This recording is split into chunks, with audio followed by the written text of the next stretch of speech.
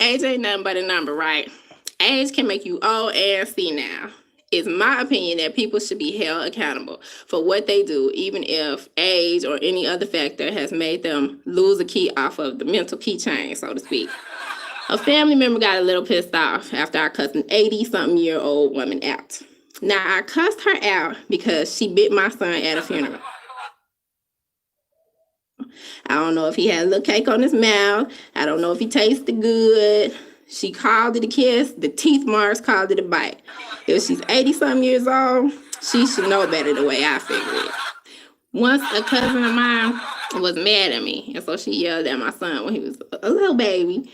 And even when she kissed him after that, I mean, he had no reason to cry. A child's not going to cry from a little kiss, even if Michael Jackson kissed him. So, you know, the 80-year-old woman is lucky that I didn't take a chunk out of her cheek. The only reason why I didn't do it is because it didn't look tasty, even though I was mad as all get out.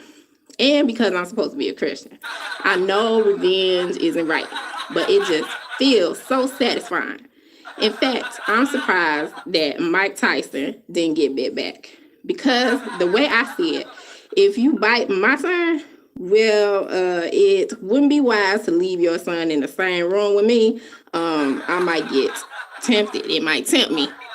A comedy club owner I was talking to once was telling me, come here, let me talk to you. He was saying that comedy is all about starvation or glory. And I'm just here to tell you that I'm still hungry. You know how most people, they can go over their mom's house and eat when they're hungry. But I can't do that because my mom's starving too. She counts every slice of bread, every apple, and every half bag of popcorn. And by the time I leave her house, she's got a tab running on me. I left my overweight dog with her for a little bit. And needless to say, when I went back to get him, he was not overweight anymore.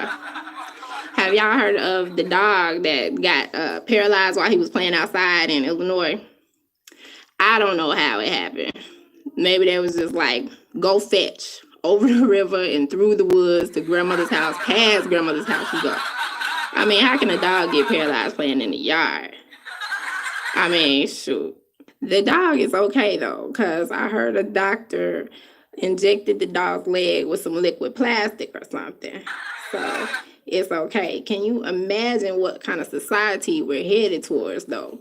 Where, like, in Misery, you could break somebody's legs, you know, if they piss you off. But within 72 hours, they'll be up and walking back to where you are to beat the dog crap out of you. Have you ever been dating someone who just didn't care?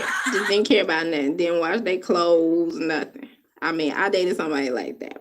And his clothes was just so dirty. If he sat on my white couch, he left like slight little faded marks.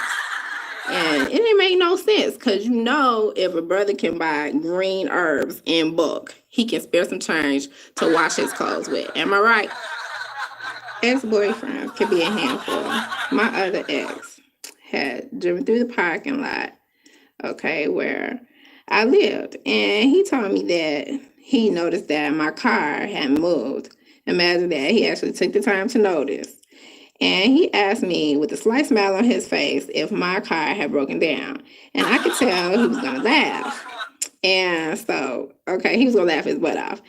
And if it was broken down, he just was going to have a field day. So then his car was going to be on 4 flats. And then we was going to see how funny he thought a non-moving vehicle could be. Okay, because you got to be careful out here today. There are a lot of stalkers out and about. How do you know if a man is a stalker? Okay, what are some of the warning signs? Some of the warning signs are if he knows where you live and for some reason, any given day, you don't answer your telephone. He will swing by your crib unannounced immediately, and he will let himself in without a key. Okay, and you can cuss him out or whatever, and he will act like you just rehearsing a rap song for him, and he'll cling to you as if, you know, he hasn't heard a thing that pertains to him. And he tells everyone that you're a dog, and then he follows you around as if he has an imaginary leash on you or something. And he makes it, you know, clear to you that he plans on doing some crochet work on your private area if he sees you out with somebody else. And the key is he tells you this after you have already told him that you all have officially broken up. Now, when you're going out with somebody and it doesn't work out, you can always just hang out with family afterwards so they can lift your spirits. And it's nice to be around family. You know how they are when y'all are all sitting around. Everybody got that one family member that y'all could be eating popcorn, right, and watching the video. And this one particular family member would just spit popcorn kernels right back into the popcorn bowl and cough all over the popcorn bowl and everything. And then offer it to someone else who's finished eating his own popcorn already. Like, you want some? No, I don't want none of that nasty, soggy popcorn you been putting your germs all over. No way, Jose. And don't y'all ladies hate it if you give an ugly guy a chance just because he is, having a nice personality and, he's positively inspiring, only to be surprised down the road to find out that he was fronting the whole time. I mean, he couldn't even manage to keep the front up for, the easygoing front up for very long, that fun-loving routine for very long. That happened to me. Then I had gotten all irritated because I was humiliated. You know what I'm saying? I humiliated myself. I've been showcasing around town with a black Shrek or something.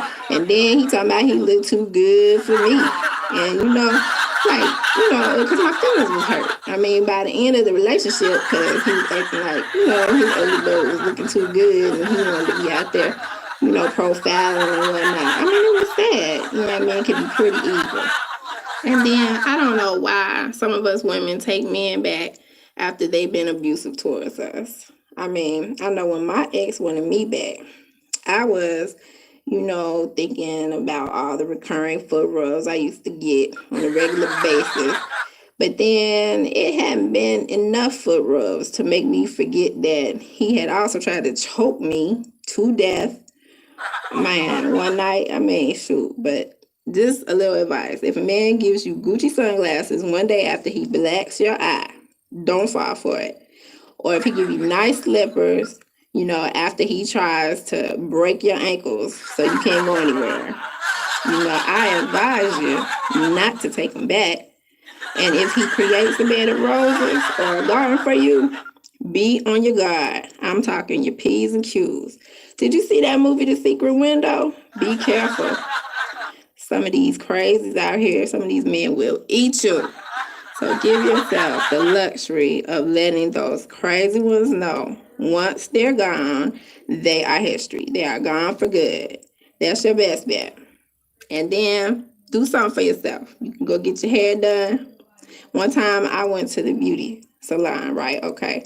And the beautician put me under the dryer before she even washed my hair. I don't know what she was doing because it was wrong. I don't know where she got that from, but I was livid.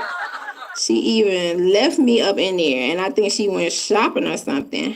I said, now, ain't this a trip? Then some hairdressers get lazy. They'll cut off all your hair so that they won't have to put any elbow grease.